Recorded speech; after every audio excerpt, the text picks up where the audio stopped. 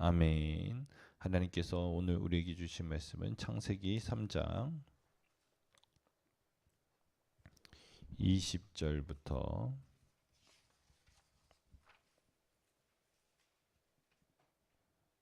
4장 2절까지 말씀.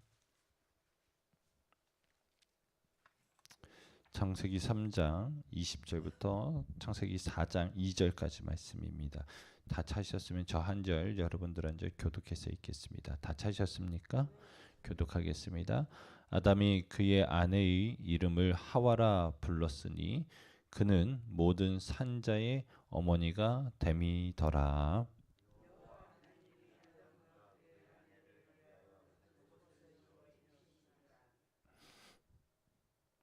여호와 하나님이 이르시되 보라, 이 사람이 선악을 아는 일에 우리 중 하나같이 되었으니 그가 그의 손을 들어 생명나무 열매도 따먹고 영생할까 하노라 하시고,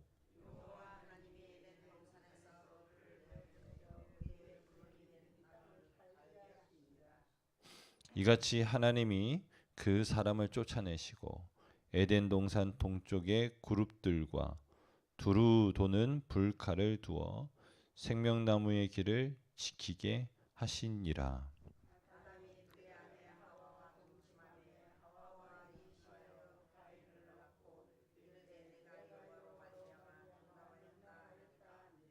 같이 읽습니다. 그가 또 가인의 아우 아벨을 낳았는데 양친. 아멘.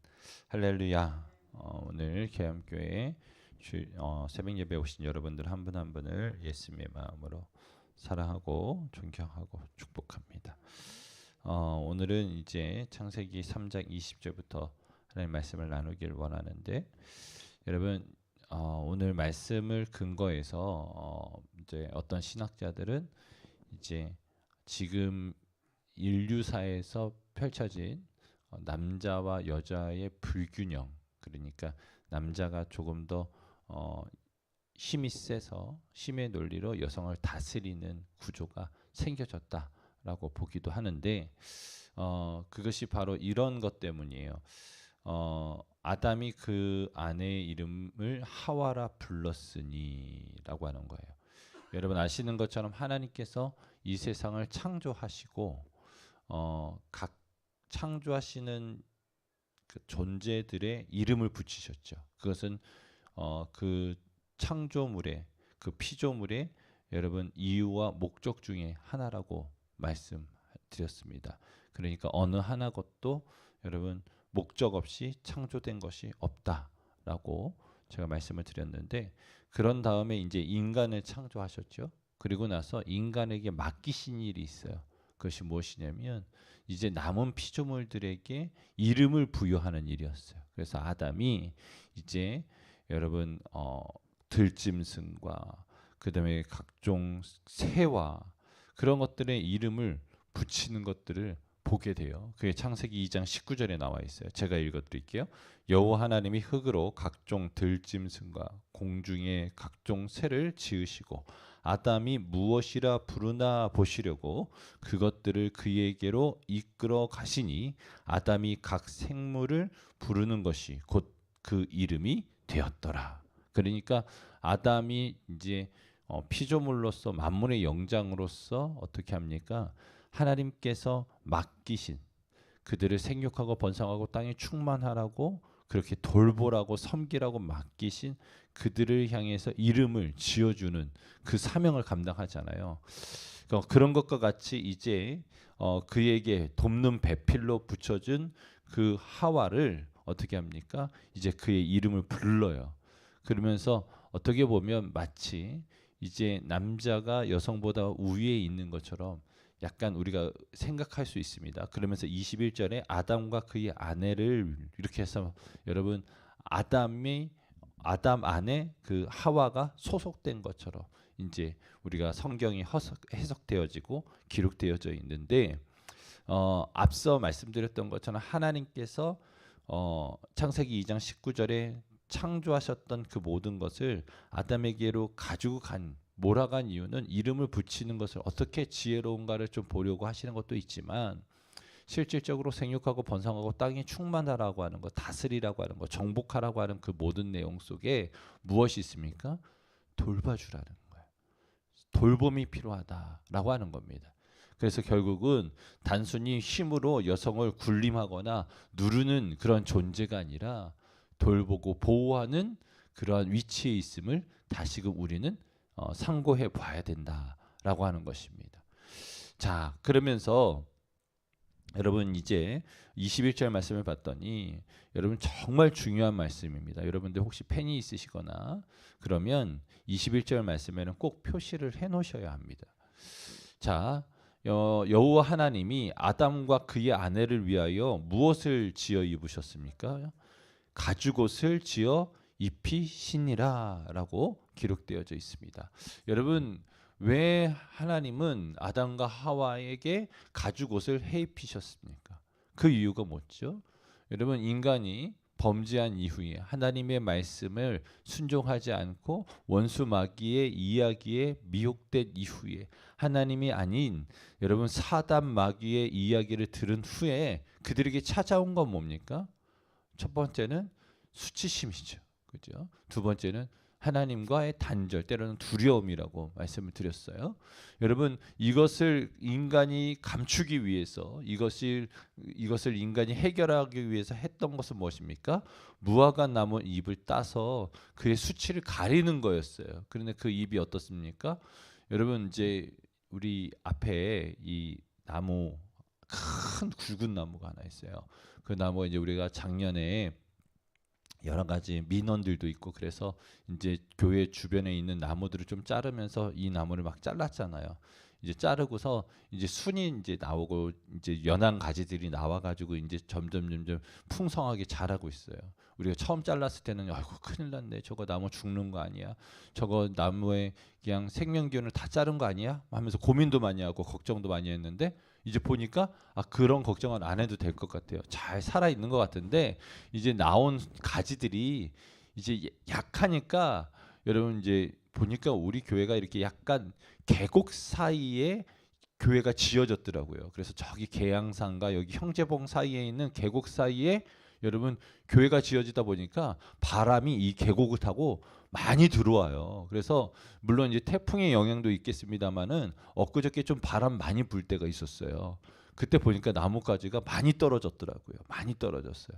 여러분 나뭇가지가 뚝 떨어져 있으면은요 어떤 일이 벌어지면 금방 말라버려요. 금방 말라. 나뭇잎이 금방 말라버려요. 무화과 나뭇잎도 여러분 잎이 풍성해가지고 지금 당장은 잠깐은 수치를 가릴 수 있지만 얼마 못 돼서 바로 자신의 수치가 또 드러나게 돼버리는 거예요. 무슨 얘기인지 아시겠습니까? 열심히 가려도 자꾸 드러나는 거예요. 이렇게 가려봐도 자꾸 드러나는 거예요. 그런 모습들을 보면서 하나님께서 어떻게 하셨느냐? 이제 아담과 그 하와를 위하여서 가죽옷을 지어 입히셨어요. 여러분 이것은 아주 중요하게 두 가지를 의미하는 것인데 첫 번째는 하나님께서 이 가죽옷을 지어 입히기 위해서 필요한 과정이 있잖아요. 여러분 갑자기 가죽 나와라 뚝딱 해가지고 만드는 것이 아니라 여러분 가죽을 만들기 위해서 필요한 작업이 있잖아요. 그것이 무엇입니까? 동물이 죽어야 되는 거예요. 그래서 여러분 인간의 죄를 속죄하기 위해서 여러분 첫 번째 희생이자 구약 속죄 제사의 원형으로 보고 있는 거예요. 무슨 얘기인지 아시겠죠? 그래서 여러분 인간이 하나님 앞에 먼저 예배한 것이 아니라 하나님께서 먼저 하나님이 창조하셨던 어떤 동물인지는 몰라도 그것을 우리는 이제 양이라고 보통 생각해요. 왜냐하면 좀 있다가 이제 아벨과 가인의 예배를 통해서 하나 배우게 될 거예요.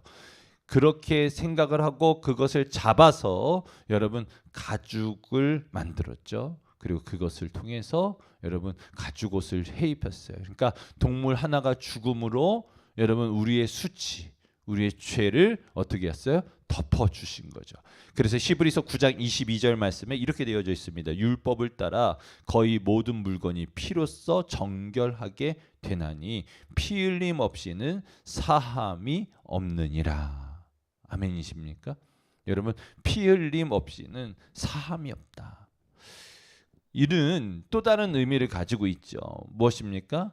인류의 모든 죄를 담당하실 예수 그리스도의 희생적 죽음을 예표하는 원시적 사건이다라고 이야기를 합니다. 그러니까 여러분, 구약 성경에서는 항상 여러분 무엇이 나타나냐면 예수 그리스도의 그림자, 예수님께서 이렇게 우리를 사랑하시고 이렇게 우리의 죄를 감당하실 거야 라고 하는 여러분 하나의 뚜렷한 모습은 아니지만 그림자와 같은 모습을 항상 담아 놓는데, 그것이 바로 여러분 지금 가죽옷을 지어 입히는 일이라는 거예요.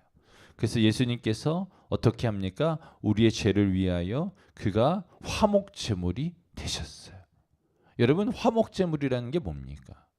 하나님과 우리와의 사이에 단절되어져 있고 끊어져 있는 거, 어색한 거, 서먹서먹한 거, 그것들을 어떻게 했어요? 화목하게 만드는 제사가 화목제예요.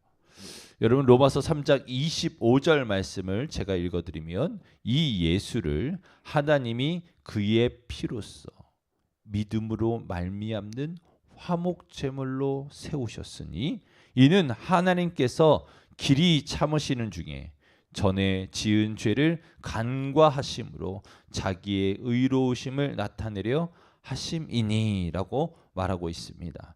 여러분, 하나님께서 예수님을 여러분 화목제물로 삼으셨다라고 말하고 있어요. 여러분 이들이 범죄함으로 말미암아 이제 하나님과 단절되어지는 이 상황 가운데 어떻게 하실 것이냐면 여러분 그들의 수치를 하나님께서 직접 덮어주시는 거예요. 예수님께서 성자 하나님께서 그가 죽으심으로 그의 보혈로 우리의 수치를 어떻게 해요? 가려주시는 거예요. 그래서 오늘 이 말씀이 너무나 중요한 거예요. 여러분 기억하세요.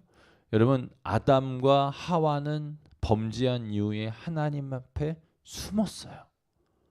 그리고 하나님이 부르시기 전까지 그들은 하나님께 나오지 않아요. 그러나 하나님이 어떻게 하셨어요? 그들을 찾으시고 부르셨어요. 그리고 그들에게 여러분 저주와 때로는 심판을 하신 것 같아 보이지만 그들이 살 수 있는 길을 또한 열어주셨어요. 그리고 그들에게 어떻게 하셨습니까? 가죽옷을 해입히심으로 말미암아 다시금 내가 너희들의 수치를 덮어줄게. 너희들의 가오를 용서해 줄게 라고 말씀하고 있는 거예요. 늘 우리 하나님께서 먼저 우리에게 은혜를 베풀어 주시는 거예요. 아멘이십니까? 제가 탕자의 비유에서 항상 말씀드리는 건 여러분 아버지가 종들을 선대했었던 그 경험과 추억이 있었기에 탕자는 자신의 비참한 생활 가운데에 아버지께로 돌아가야 되겠다라고 하는 생각이 들었다는 거예요. 이해되세요? 그것이 뭐냐면 선제적 은총이라는 거예요. 하나님께서 먼저 은혜를 항상 부어주고 계셨다. 그런데 그거는 평상시에 모르다가 언제 알았어요? 그때 그랬네 라고 깨닫게 되어지는 거예요. 여러분 우리는 매일 1년 365일 여러분 24시간 여러분 수많은 시간 동안 하나님께서 부어주시는 은혜를 여러분 우리는 맛보며 살고 있어요. 그런데 그것을 항상 못 느껴요. 그러다가 어느 한 때에 어떠한 사건을 통해서 하나님이 나를 살려주시는구나 라는 것을 깨닫게 되는 때가 있단 말이에요. 특별히 여러분 저는 소망하는 것은 오늘 하루를 살아가시면서 오늘이 그런 날이 되길 소망하고 오늘 살아가는 모든 시간들이 그러한 시간들이 될 수 있기를 예수님의 이름으로 축원합니다. 그래서 여러분 우리가 요즘에 많이 부르는 찬양이잖아요. 모든 것이 은혜. 여러분 당연한 건 하나도 없었던 것을 여러분, 당연하다는 것은 없는 거예요. 다 하나님의 은혜였어. 여러분, 그러한 고백이 여러분의 입술 가운데 있기를 예수님의 이름으로 축원합니다. 자, 그러면서 22절로 가면은요. 여호와 하나님이 이르시되 보라, 이 사람이 선악을 아는 일에 우리 중에 하나같이 되었으니 그가 그의 손을 들어 뭘 먹을까 이제 염려해요. 생명나무도 따먹고 영생할까 하노라 하시고. 그러니까 이 말씀을 통해서 여러분, 아담과 하와는 원래 어떤 존재였냐면 영생할 수 있는 존재였다라는 것을 분명하게 우리는 알 수 있는 거죠. 왜요? 생명나무에 있는 열매를 먹으면 여러분 생명이 계속적으로 공급되어 주므로 여러분 여기에 있는 것처럼 여러분 영생할 수 있는 길이 있었어요. 그런데 어떻게 합니까? 범죄함으로 이제는 그것을 취하지 못함으로 우리는 어떻게 해요? 영생할 수 없는 자들이 되어져 버린 거죠. 그래서 결국은 그들을 에덴 동산 밖으로 끌어내게 하셨죠. 여러분 23절 말씀에 여호와 하나님의 에덴 동산에서 그를 내보내어 그의 근원이 된 땅을 갈게 하시니라 하면서 24절에 이같이 하나님이 그 사람을 쫓아내시고 어떻게 하셨습니까? 에덴 동산 동쪽에 그룹들과 두루 도는 불칼을 두어 생명나무의 길을 지키게 하시니라. 여러분, 결국은 인간은 그 범죄함으로 말미암아 생명나무를 취할 수 없기에 어떻게 하셨어요? 여러분, 결국은 인간은 유한한 존재가 돼버렸고요. 여러분, 죽을 수밖에 없는 그러한 세상에서 시간에서 살게 되었단 말이에요. 인간이 다시는 여러분 에덴 동산으로 들어갈 수 없게끔 그 지역에 있는 천사들과 그 다음에 어떻게 해요? 두루 도는 불칼을 두어서 근처도 못 올 수 있게끔 엄히 경계했단 말이에요. 그런데 여러분, 이 그룹들과 두루 도는 불칼을 누가 제하셨어요? 예수 그리스도께서 죽으심으로 그것을 제해 주셨어요. 아멘이십니까?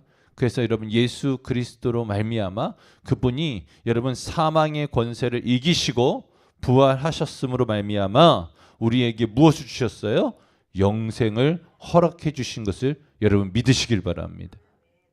여러분, 우리는 그것을 취할 수 없었어요. 영원한 생명을 얻을 수 없었어요. 그런데 누가 허락해 주셨어요? 하나님께서 허락해 주셨어요. 그래서 지금이 은혜 받을 때고 지금이 구원 받을 때인 거예요. 여러분, 이 기회를, 이 시간을 놓치지 말으셔야 된다라는 거예요. 자, 그러면서 이제 쫓겨난, 어떻게 보면 에덴 동산에서 나온 그들의 삶에 대해서 4장 1절과 2절에 이렇게 소개하고 있습니다. 아담이 그의 아내 하와와 동침하매 하와가 임신하여 가인을 낳고 이르되 내가 여호와로 말미암아 뭐 했대요? 득남하였다 하니라. 2절 말씀에 그가 또 가인의 아우 아벨을 낳았는데 아벨은 양치는 자였고 가인은 뭐 하는 사람이었어요? 농사하는 자였더라 라고 말하고 있어요. 자, 보세요. 여러분, 아담에게 하나님께서 범죄한 이후에 그에게 명령하셨던 것은 무엇입니까? 야, 너는 평생 밭 갈며 살 거야. 농사지며 살 거야. 땀 흘리며 살 거야 라고 했어요. 그러니까 어떻게 보면 노동, 어떤 일의 어떤 결과를 통해서 겨우겨우 먹을 수 있다라고 이야기를 했어요. 그러나 이제 땅을 갈고 농사를 짓는 그 일은 여러분 어떻게 보면 아담에게 있어서 아주 중요한 업무가 되어졌고 여러분 주업이 되었습니다. 중요한 일을 누가 이어갔어요? 지금 보면 가인이 이어가는 거예요. 그러니까 어떻게 보면 우리나라도 그랬잖아요. 아버지가 하던 일을 아들이 계속 이어가는, 가업을 이어가는 일들이 있었잖아요. 여러분 가인에게 그 일들을 잘 맡겼어요. 그리고 그의 동생 아벨은 양을 치는 자가 되었어요.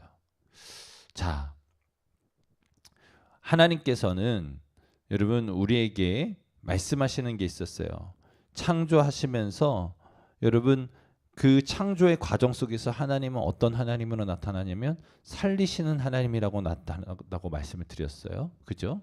그래서 인간이 살 수 있는 모든 환경들을 먼저 창조하시고 그 다음에 인간을 창조하시면서 여러분 행복한 삶을 살라고 그렇게 만들어 놨으나 결국은 그들이 범죄함으로 말미암아 그들이 징계를 받는데 그 징계받는 과정 속에서도 여러분 하나님은 어떤 하나님으로 오시냐면 살리는 하나님, 생명의 하나님으로 오셨어요. 그래서 여러분 인간이 먹고 살 수 있는 길을 인간에게 허락해 주셨고 인간이 계속해서 여러분 생명을 이어갈 수 있는 그러한 일들을 여성에게 허락해 주셨잖아요.